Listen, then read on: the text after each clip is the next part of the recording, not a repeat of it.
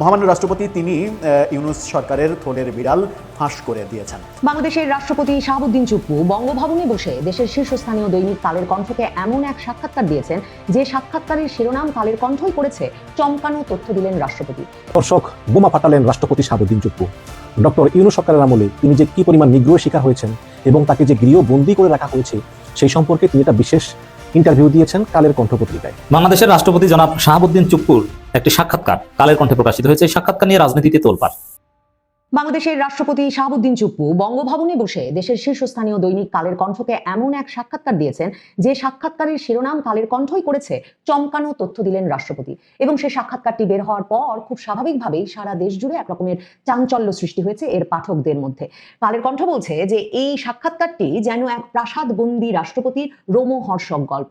সাক্ষাৎকারের শুরুতেই কালের কণ্ঠের নির্বাহী সম্পাদক হায়দার আলী এবং বিশেষ প্রতিনিধি জয়নাল আবেদিনের কাছে দেওয়া এই সাক্ষাৎকারের শুরুতেই রাষ্ট্রপতি শাহাবুদ্দিন চুপ্পু বলেছেন এখন তিনি বেশ ভালো আছেন। মানে বুঝতে বাকি থাকে না যে ইউনূস শাসনের অবসানের পরেই, অন্তর্বর্তীকালীন সরকারের 1.5 বছরের শাসনামলের অবসানের পরেই রাষ্ট্রপতি এখন বেশ একটা বন্দি দশা থেকে মুক্তি পেয়েছেন এবং এই সাক্ষাৎকারটি দিচ্ছেন। রাষ্ট্রপতি এই সাক্ষাৎকারে যেসব বিস্ফোরক তথ্য তুলে ধরেছেন, প্রথমত তিনি স্পষ্টভাবে বলেছেন যে ডক্টর মোহাম্মদ ইউনূসের সরকার একেবারে শেষ দিন পর্যন্ত তাকে অসাংবিধানিকভাবে সরিয়ে দিয়ে বাংলাদেশের শান্তি শৃঙ্খলা এবং সাংবিধানিক ধারাবাহিকতা চিরতরে নষ্ট করে দেওয়ার ষড়যন্ত্রে লিপ্ত ছিল। রাষ্ট্রপতি সরাসরি বলেছেন মোহাম্মদ ইউনূস কখনো সংবিধানের কোনো বিধান মেনে চলেন নাই। এই সব ব্যাপারগুলো, এই ষড়যন্ত্রগুলোর পাশাপাশি তিনি আমাদেরকে জানিয়েছেন এই সাক্ষাৎকারের মাধ্যমে যে শুধুমাত্র যে সশস্ত্র বাহিনীর 3 প্রধান তার সঙ্গে সব সময় পাশে ছিলেন তাকে রক্ষায়, তাই নয়, তিনি যেমন এই কথাটা স্পষ্ট করে সিদ্ধান্ত নিয়েছিলেন যে কোনোভাবেই অসাংবিধানিক প্রক্রিয়ায় তাকে সরানো যাবে না। তিনি এই সাক্ষাৎকারে বলেছেন যে তার সিদ্ধান্ত ছিল প্রয়োজনে রক্ত ঝরলে রক্ত ঝরুক, কিন্তু বঙ্গভবন থেকে অসাংবিধানিক উপায়ে তাকে সরানো যাবে না।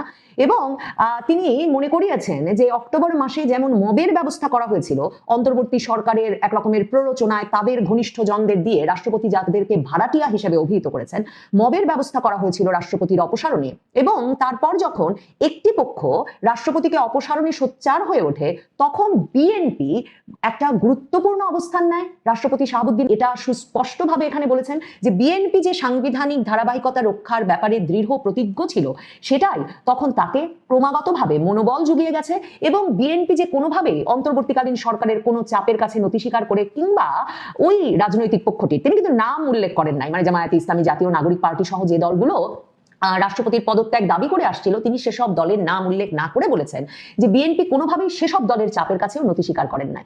রাষ্ট্রপতি যে বিস্ফোরক তথ্য আমার কাছে মনে হয়েছে সবচেয়ে বড় যে তথ্যটি এই সাক্ষাৎকারে দিয়েছেন সেটা হচ্ছে বিএনপি যে তার পাশে ছিল সেটা তো পর্যবেক্ষণ করে রাজনৈতিক পরিস্থিতি আমরা বুঝতে পারছিলাম, কারণ বিএনপি কখনো রাষ্ট্রপতি অপসারণের পক্ষে দাঁড়ায়নি। রাষ্ট্রপতি অপসারণের দাবিতে আন্দোলন সংগ্রাম, রাজনৈতিক দলের আলাপ আলোচনা কোনো কিছুতে বিএনপি কোনো আশকারা দেয় নাই, সায় দেয় নাই। কিন্তু রাষ্ট্রপতি যে তথ্যটা দিয়েছেন সেটা হচ্ছে বিএনপির সর্বোচ্চ নেতৃত্ব তাকে বরাবর মানসিক বল জুগিয়ে গেছেন এবং তাকে বলেছেন যে তারা তার পাশে আছেন, কোনোভাবেই সাংবিধানিক ধারাবাহিকতা নষ্ট হতে দিতে রাজি নয় বিএনপি। রাষ্ট্রপতি তার এই সাক্ষাৎকারে বলেছেন যে তারেক রহমানকে নিয়ে, মানে সর্বোচ্চ পদে আসীন সেই নেতাকে, সেটাও কোনো রাগঢাক নাই এই সাক্ষাৎকারে। তার মানে তারেক রহমানের সঙ্গে বঙ্গভবনে থাকা রাষ্ট্রপতির, মানে একরকম যাকে মানে এক রকমের নির্বাসনে ফেলে রাখা হয়েছে ওই বঙ্গভবনে, তার সঙ্গে তারেক রহমানের একটা নিয়মিত যোগাযোগ ছিল। রাষ্ট্রপতি বলছেন যে তারেক রহমানকে নিয়ে, বিশেষ করে বিএনপির চেয়ারম্যান তারেক রহমানকে ঘিরে আমার মনের মধ্যে অনেক কৌতূহল জমা ছিল, কিন্তু আমি পর্যায়ক্রমে বুঝতে পারলাম তিনি খুবই আন্তরিকতাপূর্ণ মানুষ। হি ওয়াজ সো কর্ডিয়াল। আমার দুঃসময়ে বিএনপির সহযোগিতা শতভাগ ছিল। সাক্ষাৎকারে সুস্পষ্টভাবে রাষ্ট্রপতি শাহাবুদ্দিন চুপ্পু কথা বলেন এবং বলেন আমি নির্দ্বিধায় বলতে পারি ওই কঠিন সময়েও বিএনপির শীর্ষ নেতৃত্ব আমার পাশে ছিলেন। তারা তখনও সংবিধানের ধারাবাহিকতা অক্ষুণ্ণ রাখার বিষয়টি আমার কাছে স্পষ্ট ভাষায় ব্যক্ত করেছেন। এই সাক্ষাৎকারটি আসলে বিস্ফোরক হয়ে ওঠে। এ নিয়ে চাঞ্চল্য সৃষ্টির কারণ তৈরি হয় ওখানেই যে যখন ব্যাপক জল্পনা চলছে যে তারেক রহমান কি শাহাবুদ্দিন চুপ্পুকে সরিয়ে দিয়ে ইউনূসকে প্রেসিডেন্ট বানাতে যাচ্ছেন। কারণ অনেকেই বলছেন জুনে লন্ডন বৈঠকেই তারেক রহমান আর ডক্টর ইউনূসের মধ্যে এই রফা হয়ে গিয়েছিল যে তারেক রহমান প্রধানমন্ত্রী হবেন আর ডক্টর মোহাম্মদ ইউনূস হবেন পরবর্তী রাষ্ট্রপতি। রাষ্ট্রপতি শাহাবুদ্দিন চুপ্পু নির্বাচনের তফসিল ঘোষণার পরদিনই কিন্তু রয়টার্সকে সাক্ষাৎকার দিয়ে বলে রেখেছেন যে তিনি নির্বাচনের পরপর পদত্যাগ করতে প্রস্তুত, বিশেষ করে যেভাবে অন্তর্বর্তীকালীন সরকার তাকে অপমান করেছে তারপর তিনি আর এই দায়িত্ব পালন করে যেতে চান না। এই পরিস্থিতিতে রাষ্ট্রপতি যে এমন একটা সময়ে বঙ্গভবনে বসে এমন একটা বিস্তারিত সাক্ষাৎকার দিলেন যেখানে সরাসরিভাবে তিনি ডক্টর মোহাম্মদ ইউনূসকে সংবিধান লঙ্ঘনের ষড়যন্ত্রের দায়ে দোষী সাব্যস্ত করলেন, প্রমাণ সহ, ঘটনাক্রম সহ, এরপর ধারণা করা যেতেই পারে যে তারেক রহমানের পরামর্শ ছাড়া, বিএনপির পরামর্শ ছাড়া তার আরেক যে শুভাকাঙ্ক্ষী পক্ষ রাষ্ট্রপতির সশস্ত্র বাহিনী, 3 বাহিনী প্রধানের পরামর্শ ছাড়া একরকমের এই সাক্ষাৎকারটি অসম্ভব। এই সাক্ষাৎকারটি ঘটে যাওয়ার পর আমার কাছে মনে হয় এটাও অসম্ভব যে তারেক রহমান ডক্টর মোহাম্মদ ইউনূসকে রাষ্ট্রপতি পদ কিংবা তার সরকারের সঙ্গে কোনো গুরুত্বপূর্ণ পদে অধিষ্ঠিত করতে যাচ্ছেন। তার মানে এই সাক্ষাৎকারটি আসলে ইউনূসের জন্যও একটা খুবই গুরুত্বপূর্ণ ইঙ্গিতবাহী সাক্ষাৎকার, যার মাধ্যমে এ বার্তা পরিষ্কার করে দিয়ে দেওয়া হলো যে শুধুমাত্র যে ইউনূস প্রেসিডেন্ট হওয়ার যোগ্য ব্যক্তি নন বাংলাদেশে তাই নয়, প্রয়োজনে সময় এলে তার বিরুদ্ধে সংবিধান লঙ্ঘনের ষড়যন্ত্রের দায়ে রাষ্ট্রদ্রোহিতার অভিযোগে বিচার কাজও পরিচালনা করা সম্ভব। রাষ্ট্রপতি শাহাবুদ্দিন চুপ্পু এই সাক্ষাৎকারে বলেছেন যে যখন মবের সৃষ্টি করা হলো বঙ্গভবন ঘিরে 22শে অক্টোবর, এবং তিনি বললেন যে একটা ভয়ের পরিবেশ সৃষ্টি করা হলো, তিনি তার পরিবার বঙ্গভবনের ভেতরে, এবং 22শে অক্টোবর 2024 যখন বঙ্গভবন ঘেরাও হলো, রাষ্ট্রপতির ভাষায় অমুকের দল তমুকের দল, মঞ্চ, ঐক্য, কত কি দিয়ে রাতারাতি সৃষ্টি হয়েছে, যেগুলো মানে এগুলোই তো আমরা 18 মাস ধরে দেখেছি ইউনূসের। তিনি বলছেন এগুলো একই টাইপের লোকজন, সব বিভিন্ন ফোরামে বিভিন্ন নামে, কোথায় তারা এত টাকা পেল? মানে এই প্রশ্ন তো আমরা করারই সুযোগ পাই নাই এই বিপ্লবের 18 মাসে, যে বিপ্লব সংগঠিত করতেও মানে রাত বিরাত দিন রাতে রাস্তায় বসে থাকতেও কিংবা রাস্তায় জড়ো হতেও তো টাকার প্রয়োজন হয়। এখন রাষ্ট্রপতি বলছেন এখানে যখন তারা ঘেরাও করলো, সেনাবাহিনীর 9ম ডিভিশন থেকে ফোর্স এসে 3 স্তরের নিরাপত্তা দিল। রাষ্ট্রপতি এখানে যেটা তথ্য দিচ্ছেন যে 22শে অক্টোবর এদের পরিকল্পনা ছিল গণভবনের মতো বঙ্গভবনও এরা লুট করতে চেয়েছিল। এই যে আমি আপনাদেরকে বারবার বলি যে এদের পরিকল্পনাটা ছিল যে বঙ্গভবন থেকে প্রয়োজনে রাষ্ট্রপতি শাহাবুদ্দিন চুপ্পুকে বের করে এনে একটা রাজপথে বিচার করে দরকার হলে ফাঁসি দিয়ে দেওয়া, এবং সংবিধানের কবর রচনা করা, এবং সশস্ত্র বাহিনীকে যে রাষ্ট্রপতি শাহাবুদ্দিন চুপ্পুর পাশে থাকতে হয়েছে তার কারণ রাষ্ট্রপতিকে দিয়ে শুরু, এরপর ওয়াকারনা হাসনাত স্লোগান দিতে দিতে এদের পরিকল্পনাটা হচ্ছে এরা ক্যান্টনমেন্টে ঢুকে পড়ে ক্যান্টনমেন্ট থেকেও সেনা কর্মকর্তাদের, সেনাপ্রধানকে বের করে এনে প্রয়োজনে রাজপথে বিচার করে সেনাবাহিনীরও দখল এই বিপ্লবী বাহিনী তাদের হাতে নিয়ে নিতে চায় সংবিধানকে কবর দিয়ে। রাষ্ট্রপতির এই সাক্ষাৎকারে এই পুরো প্লটটা একদম পরিষ্কার হয়ে ওঠে। এই সশস্ত্র বাহিনী 3 বাহিনী প্রধান বারবার মহামান্যকে বলেছেন, রাষ্ট্রপতিকে বলেছেন যে মহামান্য আপনি হচ্ছেন সশস্ত্র বাহিনীর প্রধান, কারণ তিনি তো সর্বাধিনায়ক, আপনার পরাজিত হওয়া মানে পুরো সশস্ত্র বাহিনীরই পরাজিত হওয়া, এটা আমরা যে কোনো মূল্যে রোধ করব। এবং রাষ্ট্রপতি বলছেন শেষ পর্যন্ত তারা এটা করেছে, তারা বিভিন্ন সময় আমার কাছে এসে আমাকে মনোবল দিয়েছে।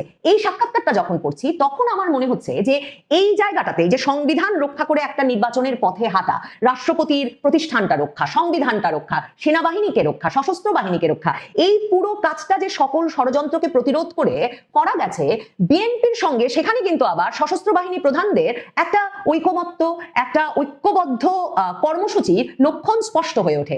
তারেক রহমান সশস্ত্র বাহিনীর এই 3 প্রধানকে যদি এখন আপাতত তাদের দায়িত্বে রেখে দেন, মানে তাদের অবসর পর্যন্ত এই পূর্ণ মেয়াদ দায়িত্ব পালন করতে দেন, তাহলে নিশ্চিতভাবেই বোধ করতে হবে যে বড় ধরনের তিনি যতই রদবদল করুন না কেন 3 বাহিনীতে, এই যে 3 বাহিনী প্রধানকে রেখে দিচ্ছেন তার একটা বড় কারণ হবে এই যে এরা এই 18 মাস ধরে বিএনপি যেই রাজনৈতিক অবস্থানে সোচ্চার ছিল, সাংবিধানিক ধারাবাহিকতা রক্ষা, এই 3 বাহিনী প্রধান মিলে এই সাংবিধানিক ধারাবাহিকতা রক্ষা করতে রাষ্ট্রপতিকে রক্ষা করেছেন এবং দেশের মূল প্রতিষ্ঠানগুলোকে এক রকমের রক্ষা করে গেছেন। 3 বাহিনী প্রধান এমনকি অন্তর্বর্তীকালীন সরকারের প্রধান উপদেষ্টাকে গিয়েও বলে আসেন যে তারা কোনোভাবে কোনো অসাংবিধানিক কাজ হতে দেবেন না এবং রাষ্ট্রপতিকে এই অসাংবিধানিকভাবে অপসারণ করতে দেবেন না। এরপর অন্তর্বর্তীকালীন সরকার ওই ষড়যন্ত্র নিয়ে হাজির হয় যে রাজনৈতিক দলগুলো নিজেদের মধ্যে আলাপ আলোচনা করুক, সংখ্যাগরিষ্ঠ দল একমত হলে রাষ্ট্রপতিকে অপসারণ করা হবে। শাহাবুদ্দিন চুপ্পু বলেন যে সেখানেও বিএনপি একটা দৃঢ় অবস্থান নেয় এবং তখনও রাষ্ট্রপতি বলছেন বিএনপি থেকে উচ্চ পদে আসীন নেতা আমাকে আশ্বস্ত করে বলেছিলেন যে আপনার প্রতি আমাদের সমর্থন আছে,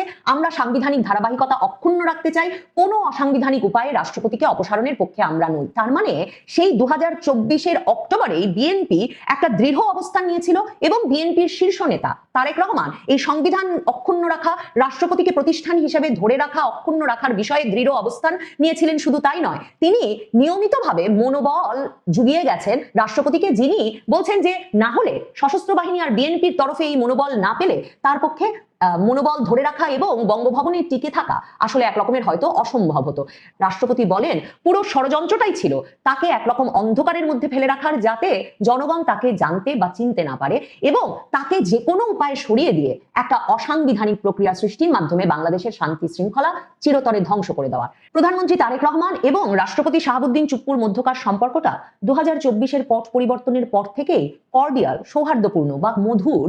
সেটাই আমার কাছে এই সাক্ষাৎকার থেকে পাওয়া সবচেয়ে চাঞ্চল্যকর তথ্য বটে। মহামান্য রাষ্ট্রপতি তিনি ইউনূস সরকারের থলের বিড়াল ফাঁস করে দিয়েছেন।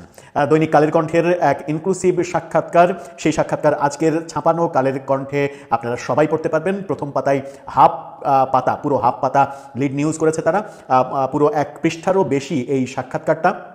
এই সাক্ষাৎকারে মহামান্য রাষ্ট্রপতি প্রফেসর ইউনূসের সমস্ত অসাংবিধানিক কাজের ফিরিস্তি ফাঁস করে দিয়েছেন এবং তিনি বলেছেন প্রফেসর ইউনূস সরকার চলেছে পুরোটাই অসাংবিধানিক ওয়েতে, তারা সংবিধান মানতে চায়নি এবং অসাংবিধানিকভাবেই তারা রাষ্ট্রপতিকে উৎখাত করার চেষ্টা করেছে বারবার। তিনি এও বলেছেন আমার জায়গায় অন্য কেউ হলে এই পরিস্থিতি মানসিকভাবে শক্ত থেকে মোকাবেলা করতে পারতো কিনা সেই ব্যাপারে আমার যথেষ্ট সন্দেহ রয়েছে। এই ইন্টারেস্টিং ব্যাপারটা এখন টক অব দ্য কান্ট্রি গত ভোরবেলা থেকে, যখন কিনা কালের কণ্ঠের ছাপানো পত্রিকার পেপারের ভার্সন চলে এসেছে ওয়েবসাইটে, ঠিক তখন থেকেই এই ব্যাপারটা নিয়ে আলোচনা শুরু হয়েছে। চলুন মোটা দাগে আমরা বোঝার চেষ্টা করি মহামান্য রাষ্ট্রপতি প্রফেসর ইউনূস সরকার, যে সরকার 1.5 বছর দায়িত্ব পালন করেছে, সেই সরকারের কি গোপন ব্যাপার ফাঁস করে দিলেন এবং কিভাবে রাষ্ট্রপতিকে উৎখাত করতে চাওয়া হয়েছিল। থাকবেন পলিটিক্স টিভির নিয়মিত আয়োজনে।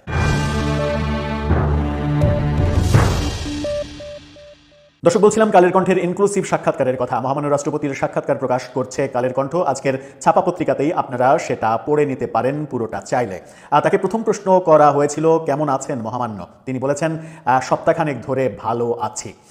তার মানে এই 1 সপ্তাহ আগের দিন, সেই সময়টা অর্থাৎ তার আগের যে 1.5 বছর, সেই 1.5 বছর তিনি ভালো ছিলেন না। তিনি অকপটে স্বীকার করেছেন তাকে উৎখাত করার বহু নাটক তৈরি করা হয়েছে। বঙ্গভবনের সামনে বিভিন্ন ব্যানার সম্বলিত যে সকল আন্দোলন দানা বেঁধে উঠেছে, সেগুলো সব একই গ্রুপ বিভিন্ন গ্রুপে বিভক্ত হয়ে বিভিন্ন ব্যানার তৈরি করে এখানে এসে একটা নাটক তৈরি করেছে এবং এই পুরো নাটকটা প্রফেসর ইউনূসের সাজানো নাটক এবং তারা তাদেরই লোক, একটা গোষ্ঠীর লোক। তিনি স্পষ্ট করে বলেছেন যে একেবারে স্পেসিফিক, তিনি বলেছেন যে একটা মেয়ে কাঁটাতারের বেড়া ওখানে লাফ দিতে গিয়ে পড়ে গিয়ে তারপরে নিজেই সাংবাদিকদের ডাকছে, আমাকে মারা হলো, আসেন ছবি তোলেন, মানে পুরোটাই নাটক মঞ্চস্থ করা হলো। তারপরে আর্মি সেখান থেকে তাকে আর্মির জিপে তুলে নিয়ে চলে গেল।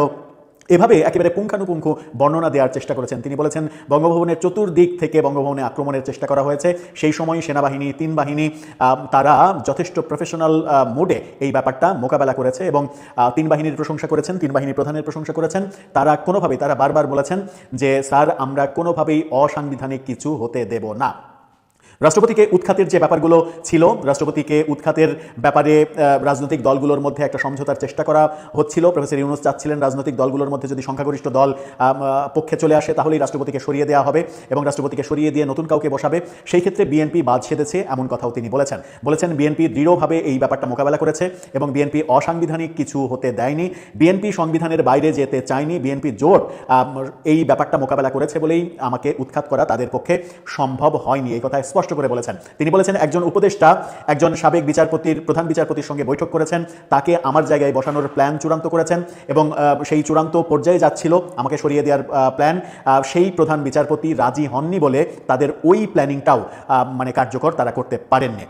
তাকে প্রশ্ন করা হয়েছে এই তথ্য আপনাকে কে দিল, তিনি বলেছেন যে আমি বিচারাঙ্গনের লোক, আমি খুব সহজেই বিচারাঙ্গনে আমার লোকজন তো আশেপাশে থাকেই, সেই মাধ্যমেই আমি খবরটা পেয়ে গেছি। অর্থাৎ প্রধান উপদেষ্টা পরিষদ কেউই চাননি রাষ্ট্রপতি থাকুক, তাকে সরিয়ে দেওয়ার প্ল্যান হয়েছে। শেষ পর্যন্ত সম্ভবত সদ্য সাবেক প্রধান বিচারপতিকেই তিনি ইঙ্গিত করেছেন, তিনি রাজি হলে সম্ভবত রাষ্ট্রপতিকে সরিয়ে দেওয়ার ব্যাপারটা হতো। রাষ্ট্রপতিকে দিয়ে শত অধ্যাদেশ জারি করানো হয়েছে, সেগুলো কোনোটাই তার মতামত নেওয়া হয়নি, তার মতের বিপক্ষে গিয়ে এই কাজটা করা হয়েছে, এই কথা বলেছেন। তাকে প্রতি মুহূর্তে চাপ দেওয়া হয়েছে, তিনি বলেছেন যে আমি সেই চাপে নতি স্বীকার করিনি। কোনোভাবেই অসাংবিধানিকভাবে আমাকে অপসারণ করা কিংবা আমাকে সরিয়ে দেওয়া, আমার জায়গায় অন্য কাউকে নিয়ে আসা, এই ব্যাপারটা হতে দিইনি আমি। বিদেশি দূতাবাসে রাষ্ট্রপতির ছবি নামানো থেকে শুরু করে এহেনও কোনো ব্যাপার নেই যেগুলো তিনি একেবারে ওপেনলি ফাঁস করে দেননি। তারই সাক্ষাৎকারে মোটা দাগে তিনি যেটা বলতে চেয়েছেন সেটা হচ্ছে তাকে চরমভাবে অসম্মানিত করা হয়েছে, তাকে চার দেয়ালে বন্দি করে রাখা হয়েছে, দেশে বিদেশে কোথাও তাকে যেতে দেওয়া হয়নি এবং তাকে অপমান করা হয়েছে প্রতিনিয়ত, তার অজান্তেই সব কিছু করা হয়েছে। প্রধান উপদেষ্টা তার সঙ্গে একটিবারের জন্য দেখা করা তো অনেক দূরের কথা, ফোনে কথা বলার প্রয়োজনীয় মনে করেননি। রাষ্ট্রীয় কালচার থাকা সত্ত্বেও প্রধান উপদেষ্টা রাষ্ট্রপতির সঙ্গে দেখা করেননি। তাকে সরিয়ে দেওয়ার সর্বোচ্চ চেষ্টা শেষ পর্যন্ত সফল হয়নি। তিনি বলেছেন বিএনপির একেবারে বলিষ্ঠ পদক্ষেপে, বিএনপির সিনিয়র নেতাদের পদক্ষেপের কারণে এবং তিন বাহিনীর কারণে এটা সম্ভব হয়নি, স্পষ্ট বার্তা দিয়ে দিলেন। অর্থাৎ প্রফেসর ইউনূসের মানে আরও অনেক ব্যাপার রয়েছে, সংবিধান বিরোধী, রাষ্ট্রবিরোধী যে কর্মকাণ্ডগুলো এই সরকার করেছে সেগুলোর একেবারে আদ্যপান্ত তিনি বলে দিয়েছেন এই দীর্ঘ সাক্ষাৎকারে। এই দীর্ঘ সাক্ষাৎকারের পরে একটা প্রশ্ন আসতেই পারে, তাহলে কি এবার এই সংবিধান বিরোধী, রাষ্ট্রবিরোধী কর্মকাণ্ডের জন্য প্রফেসর ইউনূস সরকারের উপদেষ্টারা কিংবা প্রফেসর ইউনূস তিনিও আইনের মুখোমুখি হতে পারেন, কিংবা তাদের নামে আদালতে কি রিট হতে পারে এবং তারা চরম অবস্থার মুখোমুখি হয়ে যেতে পারেন? এই প্রশ্নটা সামনে এসেই যাচ্ছে। এই প্রশ্নটা যখন সামনে এসে যাচ্ছে তখন একটা ব্যাপার খুবই জোরালোভাবে বলাই যায় যে রাষ্ট্রপতি সাক্ষাৎকারে যেটা বলেছেন সেটার মিনিং দাঁড়ায়, তিনি বলেছেন যে একটা পক্ষ, একটা গোষ্ঠী এই কাজটা করেছে এবং সেই কাজে সরকার সহযোগিতা করেছে। সরকারের সহযোগিতায় একটা গোষ্ঠী আমাকে সরিয়ে দেওয়া সহ নানা ধরনের কাজ করতে চেয়েছে, কিন্তু আমি কোনোভাবেই সংবিধান সমুন্নত রাখা বাদ দিয়ে অন্য কোনো পথে কেউ হাঁটতে পারুক এটা আমি চাইনি। দর্শক বুঝতে পারছেন কিছু? আরও অনেক থলের বিড়াল বেরিয়ে আসবে ক্রমেই। এবার বোঝা যাবে যে গত 1.5 বছরে আদতে হয়েছেটা কি। বাংলাদেশের রাষ্ট্রপতি জনাব শাহাবুদ্দিন চুপ্পুর একটি সাক্ষাৎকার কালের কণ্ঠে প্রকাশিত হয়েছে। এই সাক্ষাৎকার নিয়ে রাজনীতিতে তোলপাড়। দর্শক, এই সাক্ষাৎকারের মধ্য দিয়ে বিএনপির সমস্ত রহস্য ফাঁস হয়ে গেছে এবং আমি স্পষ্ট করে বলতে চাই যে বিএনপির দিন শেষ হয়ে আসছে। বিএনপি বেশি দিন টিকতে পারবে না। এইভাবে বেইমানি করে, ধান্দাবাজি করে, বাটপারি করে রাষ্ট্র ক্ষমতার টেকা যায় না। তো দর্শক, বিএনপির সামনে বিপদ আসন্ন। মূলত তারেক রহমানকে বেকায়দায় ফেলতে এই সাক্ষাৎকার। বিএনপি মনে মনে খুশি, আরে এটা তো আওয়ামী লীগের বিজয়, ভারতের বিজয়। তারেক রহমানকে ভারত ক্ষমতা এনে দিয়েছে, এই ভারত তারেক রহমানের হাত ছেড়ে দিয়ে তারেক রহমানকে বেকায়দায় ফেলবে। এই ভারতের হাতেই বিএনপি পতন হবে। Just wait and see. পুরো গেম খেলছে ভারত। এই সাক্ষাৎকার, প্রশ্নমালা, উত্তর কি হবে, এগুলো সব ভারত সাজিয়ে দিয়েছে। এটা ভারতের একটা গভীর খেলা। আর এই খেলার মধ্যে পড়েছে বিএনপি। বিএনপি মনে মনে খুশি না, খুশি না। বিপদ কত প্রকারের কি অচিরেই তারা টের পাবে। এই সাক্ষাৎকার শুনলে আপনি চমকে উঠবেন কি ঘটেছে। দর্শক, আপনি চিন্তা করেন, এই চুপ্পু কে? হাসিনার লোক, এটা কে না জানে। এবং হাসিনার লোকের মধ্যে একটা লিমিট আছে, কেমন লোক ছিল তাও তো আপনারা জানেন। সেই চুপ্পু বলছে যে তার কঠিন সময় যখন বঙ্গভবন ঘেরাও হয়, রাষ্ট্রপতিকে সরিয়ে দেওয়ার জন্য জোরালো আন্দোলন, তখন পাশে পেয়েছে বিএনপিকে। Tarique Rahman he is very cordial, কি ভালো মানুষ, বুঝতে পারছেন? এখন একদম পিওর একজন ভারতীয় দালাল মহামান্য রাষ্ট্রপতি শাহাবুদ্দিন চুপ্পু, কোনো সন্দেহ নেই। সেই ভারতের দালালের কাছে তারেক রহমান মহান ব্যক্তি, কর্ডিয়াল। এর অর্থ কি? এই সাক্ষাৎকারের সরল তাৎপর্য হচ্ছে বিএনপি শহীদদের রক্তের সাথে বেঈমানি করেছে। গণঅভ্যুত্থান, জুলাই বিপ্লব, এগুলোর প্রতি বিএনপির কোনো শ্রদ্ধা ভালোবাসা নেই। বিএনপি উপর মেকি এই অভ্যুত্থানের পক্ষের শক্তি বলে দাবি করছে। বিএনপি যার সুবিধাভোগী।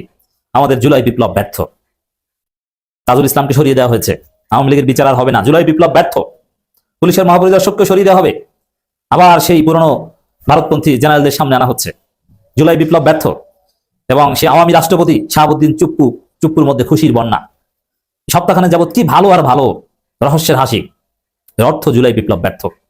অতএব জুলাই যোদ্ধারা, পরিস্থিতি যেদিকে যাচ্ছে তোমাদের ফাঁসি হবে। সাদিক কায়েম, হাসনাত, শারজিস, তোমাদের ফাঁসি হতে পারে। তো যা করার এখনই করতে হবে। বিএনপি এই এক সপ্তাহ যেতে না যেতেই এটা শুরু করেছে। এক সপ্তাহ আগেই সব রহস্য ফাঁস হয়ে যাচ্ছে। আমি তো বলছি 1.5 বছর টিকবে। আসলে বিএনপি 1.5 বছর টিকতে পারে কিনা এটা সন্দেহ। এই জন্য বিএনপিকে যেহেতু নির্বাচন জামানত একটা স্থিতিশীলতা, 5 বছর চালাক, জুলাই বিপ্লবকে পরিপূর্ণভাবে ধারণ করতে হবে, জুলাই সনদকে বাস্তবায়ন করতে হবে, এই রাষ্ট্রপতিকে সরিয়ে দিতে হবে। এই রাষ্ট্রপতি এই বিএনপিকে বেকার দেবে। এই রাষ্ট্রপতি ভারতের হয়ে খেলছে, তিনি পূর্ণ মেয়াদে থাকার আগ্রহ প্রকাশ করছেন ইশারা ইঙ্গিতে। তাহলে বুঝবে বিএনপি মজা, বুঝতে পারছেন? এবং ইউনূসকে সরাসরি দায়ী করে দিয়েছে, ইউনূস সংবিধান মানেনি। ইউনূস সংবিধান মানে তাহলে ইউনূসকে ফাঁসি দাও। আমি এটা আগেই বলেছি যে আমাদের বর্তমান যে সংবিধান, হাসিনার আমলে যে সংবিধান ছিল, ওটাকে যদি আমরা স্ট্যান্ডার্ড ধরি, তাহলে ইউনূস থেকে শুরু করে পুরো উপদেষ্টা পরিষদ সবার ফাঁসি নিশ্চিত। এখন উপদেষ্টা পরিষদের লোকজন তো বিএনপির মন্ত্রিসভায় আছে, আবার ইউনূস সংবিধান মানেননি, আবার বিএনপি সাংবিধানিক ধারাবাহিকতার জন্য চুপ্পুকে হেল্প করেছিল। চিন্তা করেছেন রাজনীতি যে কতটা ক্রুয়েল, রাজনীতি যে কতটা জটিল খেলা, কতটা হার্শ, এবং এতে যে কি পরিমাণ অমানবিক হওয়া লাগে বিএনপিকে দেখলে বুঝতে পারেন। এত হত্যা, এত লাশ, 1400 শহীদ, শিশু হত্যা, কি বিভৎসতা সেই জুলাই আপনাদের মনে আছে। এতে বিএনপির কিচ্ছু আসে যায় না, তাদের কোনো ইমোশন নাই। এটা এতে ক্ষমতাই সব। তাদের হাসিনাকে যদি ভারপ্রাপ্ত প্রধানমন্ত্রী বানানো লাগে, যে হাসিনাকে ভারপ্রাপ্ত প্রধানমন্ত্রী বানালে আমরা 3 মাসের মধ্যে প্রধানমন্ত্রী হতে পারবো, তাহলে সেই কাজ করতো, কিন্তু সেটা তো প্রয়োজন ছিল না। তো দর্শক, আপনি চমকে উঠবেন, অবাক হবেন, কি এটা? রাষ্ট্রপতির এই সাক্ষাৎকার বিএনপিকে বেকায়দায় ফেলবে। তারেক রহমানের মুখোশ খুলে দিয়েছে রাষ্ট্রপতির রোমহর্ষক গল্প। এবং দেখেন, এই কালের কণ্ঠ এখন কারো এজেন্ট হিসেবে কাজ করছে। এখানে বিএনপি মূলত কার্যত ধইনছে। খেলা বিএনপির হাতে নাই, খেলা এখন আওয়ামী লীগ এবং ভারতের হাতে। বিএনপিকে বেকায়দায় ফেলবে, কারণ কালের কণ্ঠ রোল এক ধরনের, রাষ্ট্রপতির রোল এক ধরনের, দুইটাই দুই গ্রুপের দালাল। আর এখানে বিএনপি হবে বলির পাঠার সামনে। জনগণের ক্ষোভ এখন বিএনপির বিরুদ্ধে। কালের কণ্ঠ রাষ্ট্রপতি এদের বিরুদ্ধে ক্ষোভ কিন্তু না, জনগণ এই সাক্ষাৎকার করে বিএনপির বিরুদ্ধে ক্ষুব্ধ হয়ে উঠেছে। বিপ্লবীরা, অভ্যুত্থানের নেতৃত্ব দানকারী ছাত্ররা সবাই বিএনপির প্রতি ক্ষুব্ধ হয়ে পড়েছে, বিএনপিকে মোনাফেক বলছে। রাষ্ট্রপতির রোমহর্ষক গল্প, এটা কি কোনো পজিটিভ টার্ম? না, কালের কণ্ঠ মানে খেলছে এখানে। কালের কণ্ঠ কোন মাল এটা তো জানেন, বসুন্ধরা কোন জগতের মাল। টাকা যাদের আছে তাদেরকে কেউ উৎখাত করতে পারে না, এসালাম টেসালাম সব চলে আসবে। তো জামাত অনেক ক্ষেত্রে কেন চুপ, অসহায়, এবার বুঝতে পারছেন? কিছু কারণ নেই, টানা 1.5 বছরের সেই বন্দিদশা নেই। এবং রাষ্ট্রপতি এতদিন কার্যত বন্দিদশা ছিলেন, বিএনপি আসার সাথে সাথে এখন বিএনপি হয়ে গেছেন নাকি? তাহলে বিএনপি ক্ষমতা আসার জন্য এই রাষ্ট্রপতি চুপ্পুর সাথে কি ধর্মমরণ সম্পর্ক রাখছে, বুঝতে পারছেন? আওয়ামী লীগ বিএনপির মধ্যে কোনো পার্থক্য আছে? খালেদা জিয়ার উপর এত নির্যাতন, তারেক রহমানকে এত কিছু, তারপর ক্ষমতা পেলে, রুটির ভাগ পেলে, হালুয়া পেলে, এগুলো কিচ্ছু না। এভাবে ক্ষমতায় থাকা যায় না। ক্ষমতায় থাকতে হলে আওয়ামী লীগের স্টাইল ধরতে হবে, কিন্তু আওয়ামী লীগের মতো হওয়ার মতো যোগ্যতা আপনাদের নাই। আর সেই সত্যিতেই রুদ্ধকালের ঘটনাপঞ্জি প্রাণ খুলে তুলে ধরলেন। এই যে প্রাণ খুলে এখন সাক্ষাৎকার দিচ্ছেন রাষ্ট্রপতি, এটা রহস্যজনক। শাহাবুদ্দিন গত শুক্রবার রাতে বঙ্গভবনের রাষ্ট্রপতির কার্যালয়ে তার একান্ত সাক্ষাৎকারটি নিয়েছেন কালের কণ্ঠের নির্বাহী সম্পাদক হায়দার আলী, বিশেষ প্রতিনিধি জয়নাল আবেদিন। কেমন আছেন মহামান্য রাষ্ট্রপতি মোহাম্মদ শাহাবুদ্দিন? সপ্তাহখানেক ধরে ভালো আছে, এর মানে আগে ভালো ছিলেন, এখন ভালো আছে। আওয়ামী লীগ ভালো আছে, জুলাই গণহত্যাকারীরা সবাই ভালো আছে, ভারতপন্থীরা সবাই ভালো আছে। সপ্তাহখানেক যাবত ভালো নাই জুলাই অভ্যুত্থানকারীরা, যারা রক্ত দিয়েছিল, যারা জীবন বাজি রেখে বুলেটের সামনে দাঁড়িয়েছিল, যাদের কারণে আমাদের গুমে থাকা ভাইরা মুক্তি পেয়েছে, তারা ভালো নাই আর সবাই ভালো আছে। তাহলে বুঝতে পারছেন বাংলাদেশে কি হয়েছে। হায়দার আলী বলছেন, অন্তর্বর্তী সরকার 1.5 বছর বঙ্গভবনে আপনার কেমন কেটেছে? শাহাবুদ্দিন বলছেন, কিছুক্ষণ নীরব থেকে তারপর একটা দীর্ঘশ্বাস নিয়ে, এই 1.5 বছর আমি কোনো আলোচনাই নেই, অথচ আমাকে নিয়ে চলে না চক্রান্ত। একটু যদি বিস্তারিত বলেন, দেশের শান্তি শৃঙ্খলা চিরতরে ধ্বংস করার এবং সাংবিধানিক শূন্যতা সৃষ্টি অনেক পায়তারা হয়েছে। একটু বলেন মহামান্য। নীরব, না বলছে না। সেসব কি সফল হয়েছে? আমি দৃঢ়ভাবে, মানে রাষ্ট্রপতি বলছেন, আমি দৃঢ়ভাবে আমার সিদ্ধান্ত অবিচল ছিলাম, যে কারণে কোনো ষড়যন্ত্র সফল হয়নি। বিশেষ করে অসাংবিধানিক উপায়ে রাষ্ট্রপতিকে উপড়ে ফেলার অসংখ্য ছকে ব্যর্থ হয়েছে। ফলে 1.5 বছর, মানে তাহলে প্রধানমন্ত্রী যে পালিয়েছে এটা সাংবিধানিক উপায় নাকি? আর ইউনূস সরকার কায়েম হয়েছে, এটা সাংবিধানিক উপায়? স্পষ্ট করে বলছে যে ইউনূস সংবিধান মানেন নাই। এবং এই কঠিন পরিস্থিতিতে আমি বিএনপির হেল্প পেয়েছি, তারেক রহমান কর্ডিয়াল ছিলেন। বুঝতে পারছেন বাংলাদেশের জন্য অশনি সংকেত, সামনে বিপদ অপেক্ষা করছে, এই বিপদে পড়বে বিএনপি। দর্শক, বোমা ফাটালেন রাষ্ট্রপতি শাহাবুদ্দিন চুপ্পু। ডক্টর ইউনূস সরকারের আমলে তিনি যে কি পরিমাণ নিগ্রহের শিকার হয়েছেন এবং তাকে যে গৃহবন্দী করে রাখা হয়েছে সেই সম্পর্কে তিনি একটা বিশেষ ইন্টারভিউ দিয়েছেন কালের কণ্ঠ পত্রিকায়। এবং তিনি ছিলেন এই পৃথিবীর সম্ভবত প্রথম রাষ্ট্রপতি হয়েও গৃহবন্দী রাষ্ট্রপতি। একটা বোমা ফাটালেন এই রাষ্ট্রপতি চুপ্পু। এটা বোমার চেয়ে কোনো অংশে কম নয়। এই রাষ্ট্রপতি শাহাবুদ্দিনের সঙ্গে কালের কণ্ঠে নির্বাহী সম্পাদক হায়দার আলী দেখা করেছেন বঙ্গভবনে গিয়ে, এবং সেখানেই একটি ইন্টারভিউ দিয়েছেন। আমি নিজে কোনো কথা বলবো না, আমি শুধু ইন্টারভিউটা পড়ে শোনাই। অনেক রোমহর্ষক বিবরণ আপনারা দেখতে পাবেন। হায়দার আলী বলেছেন, আসসালামু আলাইকুম, কেমন আছেন মহামান্য? রাষ্ট্রপতি বলতেছেন, সপ্তাহখানেক ধরে ভালো আছি বেশ। সপ্তাহখানেক ধরে ভালো আছি বেশ। হায়দার আলী বললেন, তার মানে আগে ভালো ছিলেন না? রাষ্ট্রপতির মুখে খুব রহস্যের হাসি। হায়দার আলী বললেন, অন্তর্বর্তীকালীন ইউনূস সরকারের 1.5 বছর বঙ্গভবনে আপনার কেমন কেটেছে? রাষ্ট্রপতি বললেন খুব দীর্ঘশ্বাস নিয়ে, ওই 1.5 বছর আমি কোনো আলোচনায় নেই, অথচ আমাকে নিয়ে চলেছে নানা চক্রান্ত। হায়দার আলী বললেন, যদি একটু বিস্তারিত বলতেন। রাষ্ট্রপতি, দেশের শান্তি শৃঙ্খলা চিরতরে ধ্বংস করার এবং সাংবিধানিক শূন্যতা সৃষ্টির অনেক পায়তারা করা হয়েছে। কালের কণ্ঠ বলল, সেসব কি সফল হয়েছে? রাষ্ট্রপতি বলেন, আমি দৃঢ়চিত্তে আমার সিদ্ধান্তে অবিচল ছিলাম, যে কারণে কোনো ষড়যন্ত্রই সফল হয়নি। বিশেষ করে অসাংবিধানিক উপায়ে রাষ্ট্রপতিকে উপড়ে ফেলার অসংখ্য ছক ব্যর্থ হয়েছে। ফলে 1.5 বছর বঙ্গভবনের অভিজ্ঞতা যে ভালো তা বলা যাবে না। আমার উপর দিয়ে যে ঝড় বয়ে গেছে, এই রকম ঝড় সহ্য করার মতো ক্ষমতা অন্য কারো ছিল কিনা আমি জানি না। কালের কণ্ঠ জিজ্ঞেস করলো, আপনার পদত্যাগের দাবিতে বিক্ষোভ হতে আমরা দেখেছি এবং বঙ্গভবন অভিমুখে মিছিল হয়েছে, আন্দোলন হয়েছে। তো সেই পরিস্থিতিতে বঙ্গভবনের ভিতর পরিবেশ কেমন ছিল এবং আপনি তখন কিরকম ছিলেন? রাষ্ট্রপতি বলতেছে, আমাকে যে গত 1.5 বছরে কত ভাবে উপরে ফেলার চেষ্টা করা হয়েছে, কোনো পরিস্থিতিতে আমি কিন্তু ভেঙে পড়িনি। আমি বলেছি, আমার রক্ত ঝরে যাবে বঙ্গভবনে, রক্ত ঝরে ঝরুক, আরেকটি ইতিহাসে আমি যোগ হব, কিন্তু আমি সাংবিধানিক ধারাবাহিকতা রক্ষা করব। আমি এই সিদ্ধান্তে অবিচল ছিলাম এবং আল্লাহর ইচ্ছা আর আমার দৃঢ়তাই ছিল আমার মূল শক্তি। তো কালের কণ্ঠ জিজ্ঞেস করলো যে কে বা কাদের নেতৃত্বে ওই আন্দোলন হয়েছিল এবং কেনই বা তাদের আপনার প্রতি এত আক্রোশ ছিল? রাষ্ট্রপতি বললেন যে, দেখুন, 2024 সালের 22শে অক্টোবর বঙ্গভবন ঘেরাও হলো, অমুকের দল, তমুকের দল, অমুক মঞ্চ, তমুক ঐক্য, কত যে কি। রাতারাতি সৃষ্টি এগুলো একই টাইপের লোকজন, সব বিভিন্ন ফোরামে বিভিন্ন নামে। কোথায় তারা এত টাকা পেল? তো যখন ঘেরাও করলো তখন সেনাবাহিনীর 9ম ডিভিশন থেকে ফোর্স এনে 3 স্টেপ সিকিউরিটি দিল। তারপর ওই যে মেয়েটা লাভ দিয়ে কাঁটাতারের বেড়ার উপরে উঠে ঝাঁপ দেয়, কি আশ্চর্যের ব্যাপার! এগুলো সব ভাড়াটিয়া।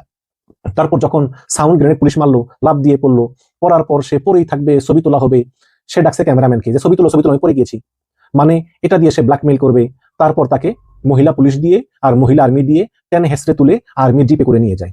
তো যাই বলেন না কেন, ওই রাতটা ছিল আমার জন্য খুবই বিভীষিকাময়। এই যে ফ্লাইওভার, আর ওই যে ফ্লাইওভার দিয়ে পিছনে ওদিক দিয়ে খালি ঠেলাগাড়ি, ভ্যান, কাবার্ড ভ্যান দিয়ে চারোদিকে নানা ছিন্নমূল্য আসে।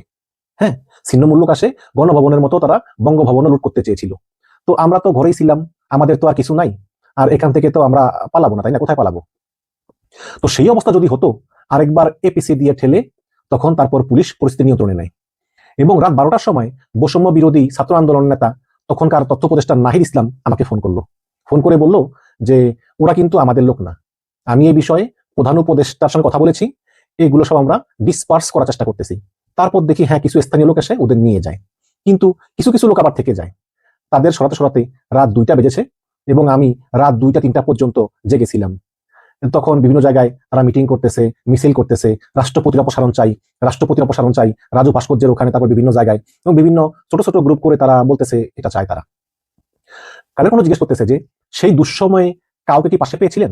রাষ্ট্রপতি বললেন, আমি নির্দ্বিধায় বলতে পারি ওই কঠিন সময়েও বিএনপির শীর্ষ নেতৃত্ব আমার পাশে ছিলেন। তারা তখনও সংবিধানের ধারাবাহিকতা রক্ষার বিষয়টি আমার কাছে স্পষ্ট ভাষায় ব্যক্ত করেছেন। বিশেষ করে বিএনপির চেয়ারম্যান তারেক রহমানকে ঘিরে আমার মনের মধ্যে অনেক কৌতূহল জমা ছিল, কিন্তু আমি পর্যায়ক্রমে বুঝতে পারলাম তারেক রহমান খুবই আন্তরিকতাপূর্ণ মানুষ। হি ওয়াজ সো কর্ডিয়াল, মানে তিনি খুব ভালো ব্যবহার করেছিলেন আমার সঙ্গে। আমার দুঃসময়ে বিএনপির শতভাগ সহযোগিতা ছিল। তো কালে কোনো জিজ্ঞেস করলো যে এই যে অন্তর্বর্তীকালীন ইউনূস সরকারের ভেতর থেকে রাষ্ট্রপতিকে অপসারণের উদ্যোগ কেন নেওয়া হয়েছিল, আর কারা এতে ইন্ধন জুগিয়েছিল?